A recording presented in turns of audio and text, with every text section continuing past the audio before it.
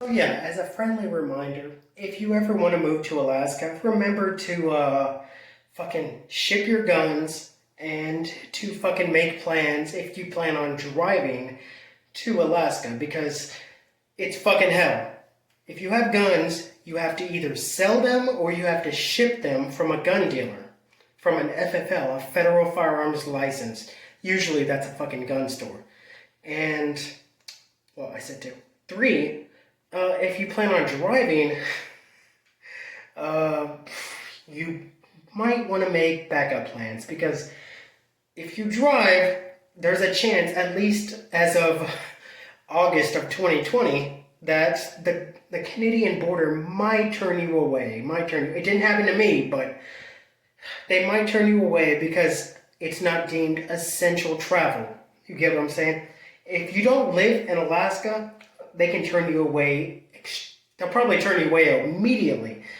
But if you live here, I mean, you're more than likely going to be able to, pass through the Canadian border because shipping your goddamn car from, Washington State or New York or some other shit, it costs about $2,000, $2,500, and I ain't rich. I ain't got that fucking money, so I gotta fucking drive, man. I gotta drive. It's probably, what, $250, maybe $300 of gas, minus hotels. I'm gonna sleep in my car.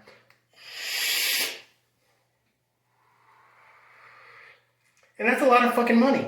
So, if you ever plan on moving to Alaska, keep those things in mind because you're gonna need that advice. God, it's been fucking hell because I have not had my car in a month. I know, first world problems, right? But I haven't had my car in a month. And I live out in the valley here in Wasilla, Alaska. And you gotta walk everywhere just to get to the goddamn store. So, do your research. I didn't fully do my research when I moved here. I was planning it for like 5 or 6 years, but I missed a few things here and there. So, be prepared for those kinds of things. Please be prepared. Because when I got to the goddamn, port where they were going to ship my car, they were like, yeah, you need all the money up front. And I was like, well, I don't have all the money up front. They told me that I only needed to pay the money when the car got shipped to Alaska. And I was like, oh, well, whoever told you that was wrong. So I was fucked. Completely fucked. Had to put my goddamn car in the storage and all that bullshit. And that's why I've been without a car here in Alaska for the past 30 days. Anyways, I digress.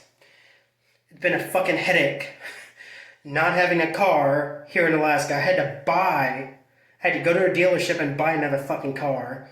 Like, get a fucking loan out and all that bullshit. Anyways, yeah, sorry. I'm a little bit tipsy right now, guys. I'm a little bit tipsy if you haven't been able to realize. But yeah, living in Alaska, along with all that headache, the cost of living, it's actually a little bit higher than the lower 48. A little bit higher.